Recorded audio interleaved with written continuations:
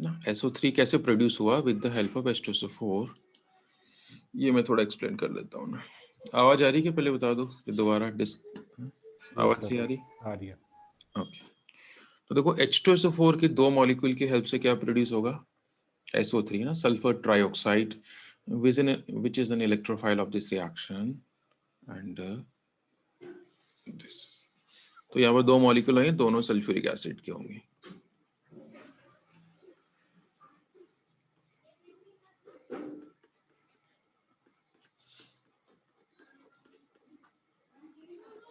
शुभांशु सिंह नहीं है क्या? आया हूँ सर। स्कूल चल रहे हैं आपके या स्कूल बंद है अभी? कल से स्टार्ट हो गई। कल से स्टार्ट होंगे क्या? ओके, तो देखो यहाँ दोनों ही मॉलिक्यूल किसके हैं, सल्फ्यूरिक एसिड के है ना। तो अब एक H+ लूज करेगा, दूसरा गेन करेगा, तो ठीक है, अपन क्या करते हैं कि लेट ये H+ लूज कर रहा है, तो ये राइट साइड वाला मॉलिक्यूल H+ गेन कर लेगा। तो मैं इसी को शो कर रहा हूँ ना, राइट वाले मॉलिक्यूल को, कि after the gaining of H+, what will be the situation? Is it? देखो अब आपको खुद को पता चल गया कि आगे क्या होगा। भाई O ने अपना इलेक्ट्रॉन किसको डोनेट करा, H को। अब O वापस चाहिए इसको इलेक्ट्रॉन, बस ये H से नहीं लेगा बस, है ना। ये जो अपन मैकेनिज्म करेंगे ना आगे अल्कोहल वाले चैप्टर में, बार बार ऐसा ही होगा कि कोई एक एलिमेंट एक दूसरे एलिमेंट को इलेक्ट्रॉन डोनेट करता है, फिर किसी थर्ड एलिमेंट से इलेक्ट्रॉन वापस विड्रॉ कर लेगा, बस ऐसा चलता रहेगा, and this is the mechanism. तो अब ये O H से नहीं लेगा इलेक्ट्रॉन, अब ये सल्फर से लेगा। तो देखो जैसे ही ये सल्फर से इलेक्ट्रॉन विड्रॉ करेगा, उसी इंस्टेंट सल्फर को इलेक्ट्रॉन कौन डोनेट कर देगा, ये वाली O। तो देखो क्या सिचुएशन आएगी, ये तो वाटर बन के बाहर हो गया। ओके, तो समझना, देखो क्या बनेगा, दिस इज। अब बताओ, अब आपको पता चल गया प्लस कहां पर आएगा। अब प्लस कहां डेवलप, O पर। अब इसका आगे की सिचुएशन अब शायद आपको पता चल गई कि अब आगे क्या होगा, है ना। अब O इलेक्ट्रॉन किससे विड्रॉ करेगा, H से, है ना। O ने भी जस्ट किसको दिया, सल्फर को इलेक्ट्रॉन डोनेट करें, तो अब सल्फर से तो लेने का क्वेश्चन अराइज ही नहीं होता, है ना। अब इलेक्ट्रॉन किससे विड्रॉ करेगा, इससे। तो H is removed in the form of H+, and अब देखो O का जो पॉजिटिव चार्ज है वो तो डिसअपियर हो जाएगा ना, अब तो प्लस थोड़ी है बचेगा, तो we will get this SO3। नहीं, ट्रायंगुलर शेप में होता है ये, तो अब इस पर कोई चार्ज नहीं है। तो ये समझ में आ गया ये जो इलेक्ट्रोफाइल SO3 कैसे बनता है। अब ये भी सीख लो, ये जाके जब अटैक करेगा तो इस पे कैसे करता है, और ये H कहाँ से आ गई वो भी समझा देता हूँ मैं। ये थोड़ी नोट कर रहे हो,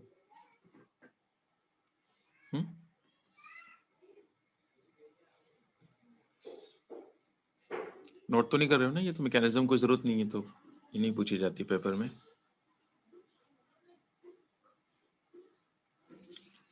चलो ठीक है। है ना। तो ये देखो ये SO3 कैसे जाके रिएक्शन करी, ये भी समझ लो, जस्ट फॉर नॉलेज।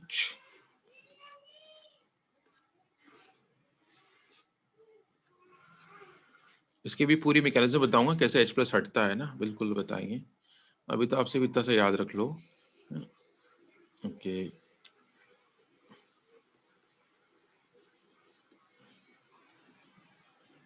कि जैसे ये पाई इलेक्ट्रॉन्स यहाँ पर आते हैं ना, और या SO3 न्यूट्रल है वैसे तो, बट जैसे ही ये इसके नेबर में आएगा, किसके नेबर में आएगा, इस नेगेटिव डेंसिटी के नेबर में आएगा, तो अब इसमें पोलैरिटी डेवलप होगी, है ना। At the time of attack अब इसमें कैसे पोलैरिटी डेवलप होगी, ऐसे। तो समझ में आ गया, यहाँ आएगा माइनस, यहाँ आएगा प्लस, तो ये सल्फर के थ्रू अटैक करेगा इस वाले कार्बन पर, है ना। तो देखो क्या सिचुएशन बनेगी, है ना। ये आ गया सल्फर, है ना, सल्फर ने बॉन्डिंग कर ली इस वाले कार्बन से, H अभी भी लगी हुई है, इसकी एक वाली ऊपर नेगेटिव है, दो वाली ऊपर क्या है, डबल बॉन्ड है। ओके, अब फाइनली क्या होगा, ये रेजोनेंस के थ्रू होता है ना, वो सब समझेंगे। ओके, तो एक सेकेंड, ये कहाँ गया। तो ये H+ हटेगी ना जब लास्ट स्टेप में, तो ये H+ हटेगी तो उसको गेन ये कर लेगा, तो that's why we get SO3H। ठीक है, थोड़ा बहुत तो समझ में आया ना कि सिंपली SO3 अटैच नहीं करते हैं अपन यहाँ पर, है ना। SO3 के साथ H भी आता है, तो वो H यहाँ ही से आता है, इसी में से निकल के आता है यहीं से। और फिर आप याद ही रखिए कि सल्फोनिक एसिड है तो ऑब्वियसली बात है सल्फोनिक एसिड तो SO3H होता है ना। ये सल्फोनिक एसिड फंक्शनल ग्रुप होता है ये। ओके, चलिए last example, electrophilic substitution reaction का last but not the least important example है ये, fourth one. It's a name reaction, Friedel Crafts reaction, है ना। Friedel Crafts reaction. अब तो फ्रिडल क्राफ्ट में फिर से दो पार्ट आते हैं, one is alkylation and one is the acylation. ठीक है, फ्रिडल क्राफ्ट में दो पार्ट आते हैं। ठीक है, पहला is the Friedel Crafts alkylation, है ना। ये जो नाम है ना, इन्हीं में आंसर छुपा हुआ है। जैसे एल्काइलेशन में इलेक्ट्रोफाइल R+, सल्फोनेशन में SO3, नाइट्रेशन में NO2+, है ना, इन्हीं में आंसर छुपा हुआ है। तो यहाँ पर जो इलेक्ट्रोफाइल होगा वो R पॉजिटिव होगा। और वही क्वेश्चन कि R पॉजिटिव कहाँ से लाए अपन, ये इसका सोर्स कौन है। अकेला तो इलेक्ट्रोफाइल मिलता नहीं है, तो इसका सोर्स अपन को पता होना चाहिए कि it is obtain from the alkyl halide. RX is the source of R positive. ठीक है, अब RX इतना इजीली R पॉजिटिव प्रोवाइड नहीं करता है ना। पार्शियल तो बॉन्ड होता है बट इतना इजीली प्रोवाइड नहीं करेगा वो। तो एक सेकंड में यहाँ पर तो रिएक्टेंट अभी भी अपन क्या ले रहे हैं, क्लोरोबेंजीन ही ले रहे हैं। तो chlorobenzene is reacted with RX, particular में R की जगह CH3 ले लेता हूँ, CH3, और in place of X we can take Cl, है ना।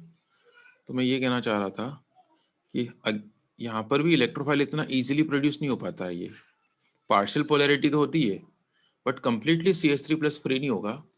कब तक फ्री नहीं होगा, जब तक ये Cl- properly completely bond break नहीं करेगा यहाँ से। तो again we have to take a Lewis acid like anhydrous aluminum chloride. So this anhydrous aluminum chloride will take the Cl negative. So now completely CH3 positive is available.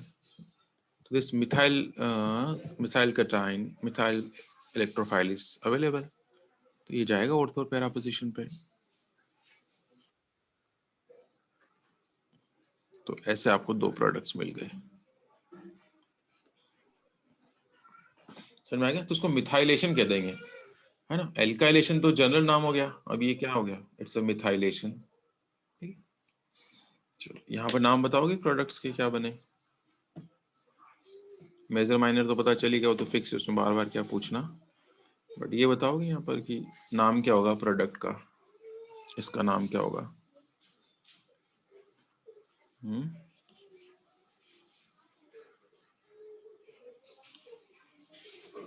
नहीं बता रहे हो।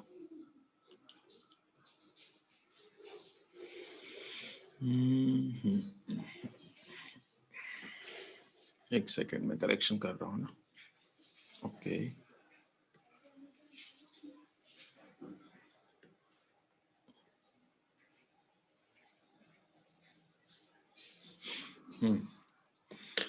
तो यहाँ पर भी दोनों प्रीफिक्स है ना, इनमें से भी कोई भी फंक्शन ग्रुप नहीं है। तो methyl is also prefix, chlorine is also prefix. तो अल्फाबेटिकली बात करें तो ये होता है C, ये होता है M। तो इट्स 2-chloro-methyl benzene। क्या नाम होगा इसका, it's 2-chloro-methyl benzene। 2-chloro-methyl benzene। Okay, numbering समझ में आ गया। ओके ओके ओके, 1 होगा, सॉरी, इट्स 1-chloro-2-methyl। नंबरिंग कहाँ से स्टार्ट होगी, क्लोरीन से स्टार्ट होगी ना, 1 2 ऐसे चलेंगे ना। तो 1-chloro-2-methyl benzene।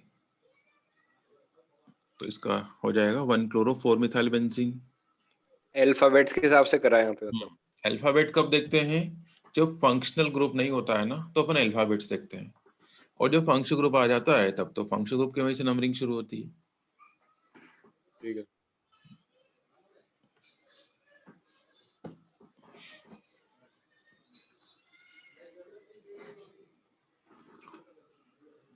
यहाँ पर इलेक्ट्रोफाइल कौन है? CH3 पॉजिटिव है ना, इट्स अ कार्बोकेटाइन। कार्बोकेटाइन की कसम तो आपको याद होगी, याद है कार्बोकेटाइन जब पढ़ाया था तो एक कसम दिलाई थी मैंने आप लोगों को। रीअरेंज। या हर वो रिएक्शन जिसमें कार्बोकेटाइन बनता है उसमें रीअरेंजमेंट के बारे में आपको जरूर सोचना है, क्योंकि अच्छे क्वेश्चन वही होते हैं जहाँ रीअरेंजमेंट होता है। तो वेरी सून अपन एक बहुत अच्छे क्वेश्चन में पहुंचने वाले हैं। अच्छा, अगर आपको इथाइलेशन करवाना है ना, ये तो अपन ने मिथाइलेशन करवाया है ना, अगर अपन इसका इथाइलेशन करवा देते हैं, इथाइलेशन से मतलब मेरा इथाइल बेंजीन से और होगा। हल्का सा ऊपर कर देगा, कॉपी कर लो। चलो इस रिएक्शन को आप खुद ही कंप्लीट करो। हल्का सा ऊपर करने से हेडिंग कॉपी नहीं करी हो क्या थी? ठीक है।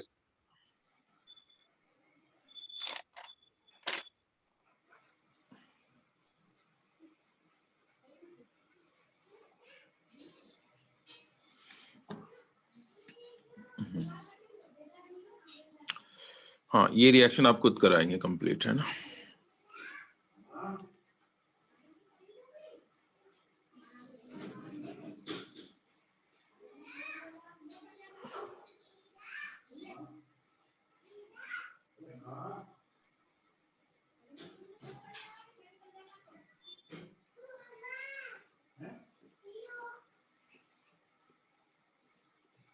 फ्रिडेल क्राफ्ट के अंदर तो एनहाइड्रस एल्यूमिनियम क्लोराइड आपको मिलेगा ही मिलेगा, है ना। तो उसके प्रोडक्ट्स क्या क्या होंगे आप बताओ।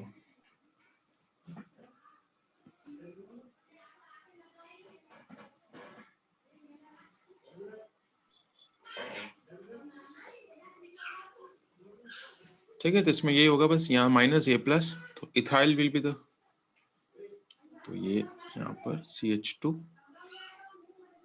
CH3,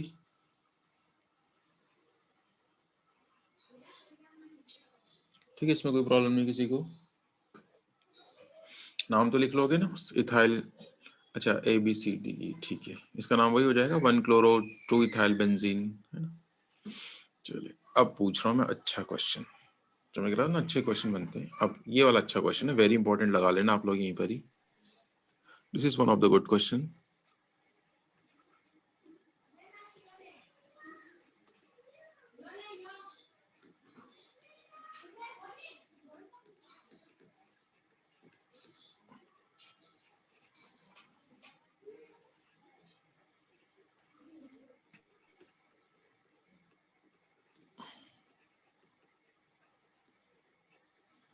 चलिए ये एक अच्छा क्वेश्चन है भाई, कि क्लोरोबेंजीन की रिएक्शन अपन किसे करा रहे हैं, 1-क्लोरोप्रोपेन से करवाते हैं, then what will be the products.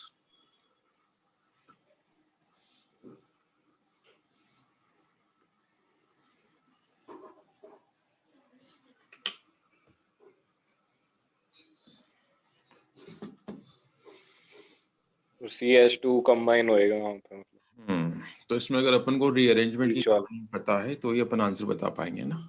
तो होता क्या है इसके अंदर, एक्चुअली में ये है ना, पहले तो यही बॉन्ड टूटेगा नो डाउट, बट ये डायरेक्टली यहाँ से कनेक्ट नहीं होगा, इसमें रीअरेंजमेंट होगा। तो ये प्लस चार्ज कहाँ चला जाएगा, यहाँ पर, है ना। तो ये 2 डिग्री कार्बोकेटाइन बन जाएगा। तो यहाँ जो बॉन्डिंग करेगा ना वो कौन करेगा, इस सेकंड वाले कार्बन से कनेक्शन होगा, है ना, हाइड्राइड शिफ्ट होगा। समझ गए ना भाई, ये कार्बोकेटाइन बनता है पहली स्टेप में, तो but this carbocation will rearrange via hydride shift, and this is a stable carbocation 2 degree.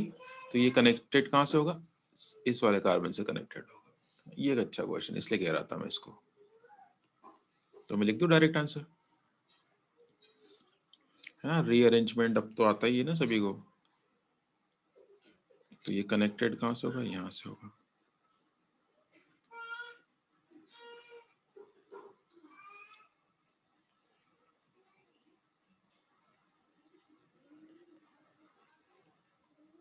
कैसे भी लिख दो, है ना, साइड में लिखो, तिरछा करके लिखो, सेंटर वाले कार्बन से कनेक्ट करना है आपको बस। इसके आगे इंपॉर्टेंट लगा देना ना, इस वाली रिएक्शन के आगे ना, पुट द इंपॉर्टेंट साइन, है ना। सब में पैरा वाला ही मेजर बन रहा है ना, मैं लिख नहीं रहा हूँ बार बार। लास्ट एग्जांपल इसका ये। अब फिर इसका नाम एक बार मतलब कंफर्म कर। हाँ बोलो।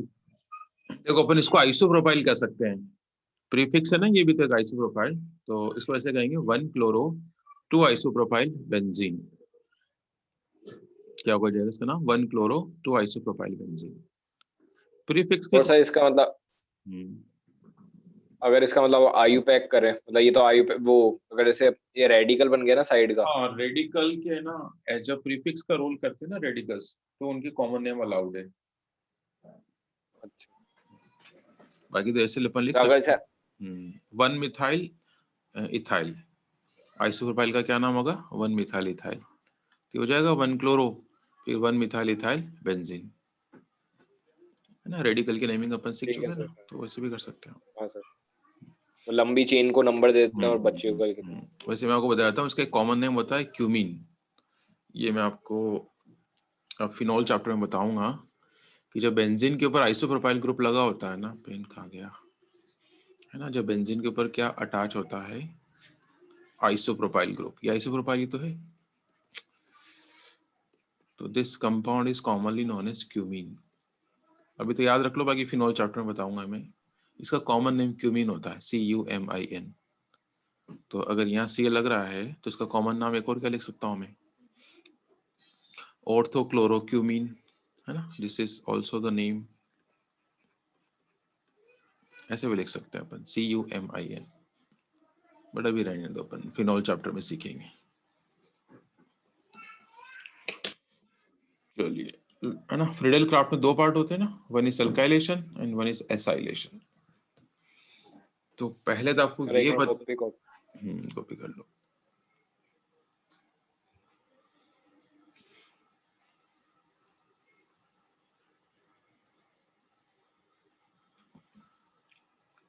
ठीक है, पहला नाइट्रेशन, दूसरा halogenation, third sulphonation and fourth Friedel craft alkylation. बिल्कुल से टिप्स पे हो जानी चाहिए आपकी सारी रिएक्शंस ये। और फ्रीडेल क्राफ्ट तो बिल्कुल फेवरेट हो जाए आपकी, क्योंकि अभी तो अपन हेलोरिन्स की पढ़ रहे हैं। सेम रिएक्शंस आएगी, phenol, amines, even aldehyde ketones की भी आएगी ये, बट वहाँ कंडीशन आने वाली कुछ। चलिए, तो फ्रीडेल क्राफ्ट एसाइलेशन या एसिटाइलेशन, तो देखो ये 2 नाम भी बार बार आएंगे ना। और देखो आज तो मैं बता रहा हूँ क्योंकि फर्स्ट टाइम है ये, है ना। इन आने वाले टाइम में आप लोगों से पूछूंगा मैं, है ना, कि मैं आपसे ये पूछा करूंगा कि जो एसाइल ग्रुप होता है ना, इसका क्या नाम होता है? This is acyl, ACYL। In general होता है एसाइल। और अगर R की जगह अपन क्या ले लेते हैं? CH3, तो इसका नाम हो जाता है एसिटाइल। तो ये आप अपने डिक्शनरी में ये वर्ड एड ही कर लो कि एसिटाइल क्या होता है? This one, CH3CO positive is acetyl. Okay. फिर बात आती है कि इनका सोर्स, मतलब ये कहाँ से अवेलेबल होते हैं। तो आप या तो जनरलाइज याद कर लो या फिर इसके रिस्पेक्ट में याद कर लो। तो इनके 2 सोर्स होते हैं, या तो आप ले लो एसिड हैलाइड फंक्शनल ग्रुप, है ना, यानी कि एसिटिल क्लोराइड। ये एक फंक्शनल ग्रुप है पूरा, COCl। इसका कॉमन नाम होता है एसिटाइल क्लोराइड या एसिटिल क्लोराइड। तो this is the source of this acetyl group. या फिर आप ले सकते हैं कहाँ से इसको? Acetic anhydride. तो this is the anhydride functional group. तो इसमें भी तो मिल गया आपको, देखो ये। तो मैं आपसे क्या क्वेश्चन पूछा करूंगा आने वाले टाइम में कि बताओ एसिटाइल ग्रुप क्या होता है, तो आप मुझे आंसर दे देंगे कि CH3CO+ होता है। फिर उन्हें पूछूंगा कि what are the sources of acetyl group, तब आपका आंसर आना चाहिए कि या तो एसिटाइल क्लोराइड या फिर एसिटिक एनहाइड्राइड। ठीक है, मतलब इसमें टाइम मत लगाना फिर बाद में आप लोग, नहीं तो फिर स्पीड स्लो हो जाएगी अपनी। ओके, ध्यान रहेगा। अभी चाहे 2 बार और देख लो, उसको अच्छे से देख लो कि acetylation is carried out with the help of acetyl group and the acetyl group is available from the acetyl chloride या फिर एसिटिक एनहाइड्राइड। ये फंक्शन ग्रुप पहचानते हो नहीं पहचानते हो आप सारे? नहीं पहचानते हो तो मैं टेबल सेंड कर दूंगा आपको, है ना, जिसमें सारे फंक्शन ग्रुप लिख रखे हैं मैंने सीक्वेंस में कि नंबर 1 पोजीशन पे कौन आता है? कार्बोक्सिलिक आता है। नंबर 2 पर कौन आता है? ये आता है। नंबर 3 पर कौन आता है? एनहाइड्राइड आता है। ऐसे टोटल 15 या 16 के अराउंड है ये, तो टेबल आपको अच्छे से आनी चाहिए ना। चलिए, तो ठीक है, वाली बात में लिख दी यहाँ पर कि इट इज सर वो अवेलेबल फ्रॉम। कॉपी नहीं करा था सर, एक सेकंड।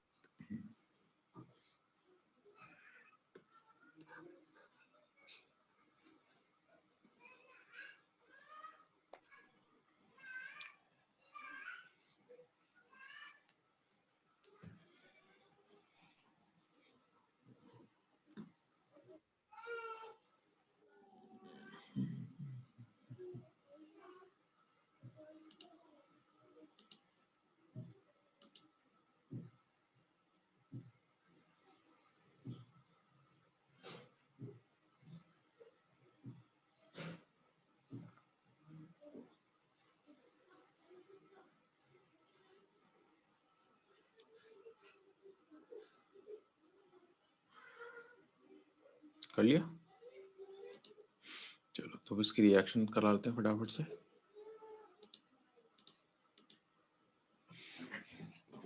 तो मैं यहाँ पर किससे कराऊँ? किसी एक से करवा दूंगा रिएक्शन, दोनों से नहीं करा रहा हूँ मैं। या तो आप एसिटिल क्लोराइड से करा लो या फिर किससे करवा लो, एसिटिक एनहाइड्राइड से करा लो, है ना। आंसर तो सेम ही आएगा। तो चलो मैं यहाँ पर एसिटिक एनहाइड्राइड लेता हूँ।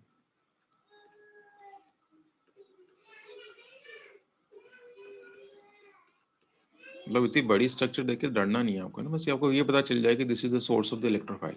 कहीं से भी बॉन्ड ब्रेक करो आप, चाहो तो यहाँ से ब्रेक करो, चाहो तो यहाँ से ब्रेक करो, तो अपन ये वाला बॉन्ड ब्रेक कर लेते हैं। ठीक है, ये वाला बॉन्ड ब्रेक हो गया, तो this acetyl group is available.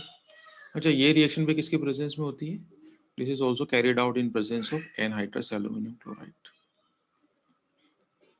Anhydrous में लिखा नहीं, जगह नहीं है, आप लोग लिख लेना। तो ये एसिटाइल ग्रुप कहाँ कहाँ जा सकता है?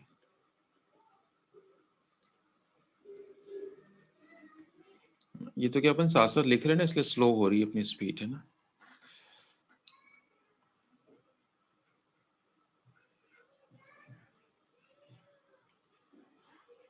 बट ऐसे पीपीटी बना और मैं फटाफट एक्सप्लेन कर दूं तो उसमें आप लोगों को समझ में थोड़ा कम आएगा और भूलने के चांसेस भी ज्यादा है। इसका नाम बहुत इंपॉर्टेंट है भाई, इसका नेम कौन बताएगा मुझे प्रोडक्ट का? सबसे पहले तो बताओ फंक्शनल ग्रुप कौन सा है ये जो प्रोडक्ट बनाना है इसमें कौन सा फंक्शनल ग्रुप है ये?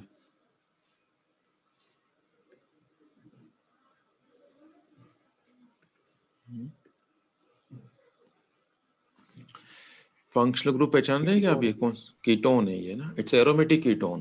कीटोन का चैप्टर आएगा हमारे ये, और मैं आपको बाद में बताऊंगा कि ये एसिटोफिनोन इसका कॉमन नेम। अगर क्लोरीन नहीं होता ना तो this aromatic ketone is acetophenone.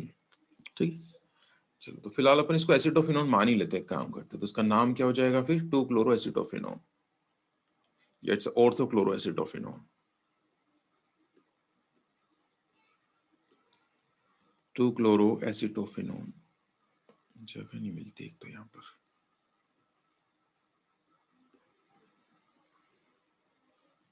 तो एसिटोफिनोन नाम भी बार बार आने वाला है ना,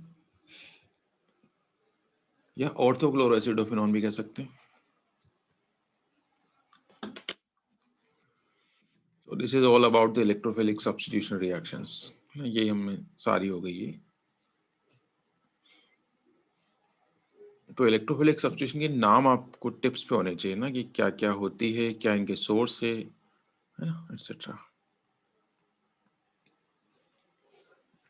एसिडोफिनोन कब कहते हैं? जब रिंग के ऊपर कौन सा ग्रुप होता है? ये COCH3 होता है ना। It's a common name, IPC अपन कर लेंगे और जब कीटोन पढ़ेंगे तब बता देंगे ना।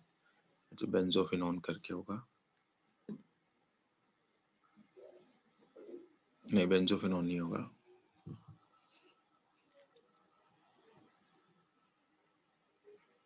Phenyl ethyl ethanone. ठीक है, इसका कॉमन नाम क्या होता है? Acetic anhydride. आईपीसी नाम होता है इसका इथेनोइक एनहाइड्राइड।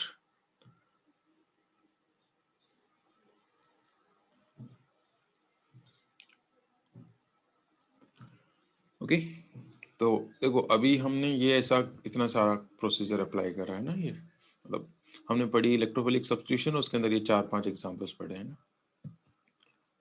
हम चाहते थे उसको एक लाइन में समराइज भी कर सकता था, लेकिन मैं चाहता हूँ ये कष्ट आप लोग करेंगे फिर, है ना? देखो उसकी समरी कैसे कॉपी लिखो, नहीं कर लेंगे नहीं सर। कराएगा, चलो कर जल्दी कर लो।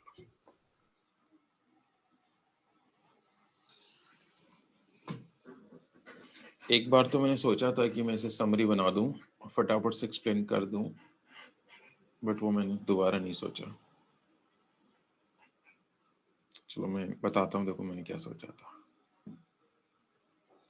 कर लिया, नोट कर लिया? देखो मैं चाह रहा था कि ऐसे भी बता सकता था मैं आपको ये रिएक्शन, बस ऐसे टाइम बचता अपना, है ना, कि सारी इलेक्ट्रोफिलिक सब्स्टिट्यूशन रिएक्शन को मैं ऐसे दिखा देता इन शॉर्ट। ये हो गया, है ना? यहाँ पर नाइट्रेशन, ठीक है, यहाँ पर हेलोजिनेशन, यहाँ पर सल्फोनेशन, है ना, यहाँ पर फ्रिडल क्राफ्ट, और फिर इसमें फिर 2 पार्ट्स ऐसे। समझ में आ गया ना? तो आप ऐसी समरी खुद भी बना सकते हैं कि नाइट्रेशन में H2SO4 HNO3 से करवा रहे हैं, है ना, हेलोजिनेशन में Cl2 LCl3 से करा रहे हैं, सल्फोनेशन में H2SO4 से। समझ में आ गया? तो बता, अगर ये पेज में इसे बनाता था तो मैं 10 मिनट में एक्सप्लेन कर देता, 10 भी ज़्यादा होते हैं, है ना? बस प्रोडक्ट ही तो बनाने होते हैं मुझे फटाफट से। बट ये काम आपको करेंगे जब अपन अगला चैप्टर पढ़ेंगे, जब अपन फिनॉल करेंगे, जब अपन अमीन करेंगे, तो अपन ऐसे बनाएंगे, क्योंकि अब तो अपन को ज़्यादा डिटेल जानना नहीं ना कि NO2 कैसे प्रोड्यूस हुआ, SO3 कैसे प्रोड्यूस हुआ, लाइक दिस। वहाँ अपना टाइम से हो जाएगा। अभी अपने पास टाइम है। चलिए ये रिएक्शन क्या, सॉरी, ये प्रॉपर्टी खत्म हो गई, है ना? अब लास्ट प्रॉपर्टी पढ़ेंगे अपन, कौन सी? This property is over. अब last property is very important, very, जैसे एसएन रिएक्शन थी ना, न्यूक्लियोफिलिक सब्स्टिट्यूशन रिएक्शन, उतनी ही इंपॉर्टेंट है ये, है ना? और फिर अपन इनमें कंपेयर कराएंगे, है ना, मतलब सर ये एसिडोफिनोन वाला चीज समझ नहीं आया मुझे, मतलब एक्चुअली इसका नाम एसिडोफिनोन होता है। किसका नाम होता है एसिडोफिनोन? एरोमेटिक कीटोन होता है ये। This compound is aromatic ketone, this कहीं भी लगा दो उसको। इस कंपाउंड का कॉमन नाम होता है एसिडोफिनोन इसका, ठीक है, ये कॉमन नेम है। तो इस पे अगर सब्स्टिट्यूशन हो रखा है तो बस ऑर्थोक्लोरोएसिडोफिनोन, पैराक्लोरोएसिडोफिनोन ऐसे। तो आप याद रख लो, आगे कीटोन चैप्टर में पढ़ेंगे, ये याद ही कर लो आप कि इस this compound is commonly known as acetophenone, ये याद ही कर लो भाई, कॉमन नेम है ना, कॉमन में तो कोई रूल्स अपन नहीं कर सकते ज्यादा, आईपीसी है इसका डेफिनेटली, बट ये कॉमन नेम से ही फेमस है, and even this name is adopted in IPSC. तो अगर यहाँ सब्स्टिट्यूशन हो गया तो ऑर्थोक्लोरो, यहाँ लग गया तो पैराक्लोरो, लाइक दिस।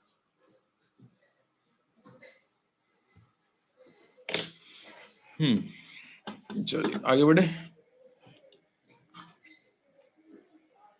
तो अब last and the very important property, है ना, बस ये चैप्टर हो जाएगा एक क्लास, मैक्सिमम 2, मिनिमम 1 क्लास।